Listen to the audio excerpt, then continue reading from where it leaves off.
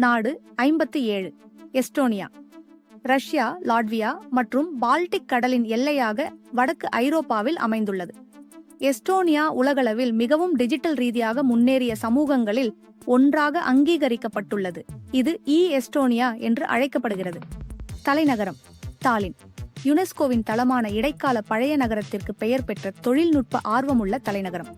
எஸ்டோனியாவின் சுமார் 50% காடுகள் நிறைந்தது.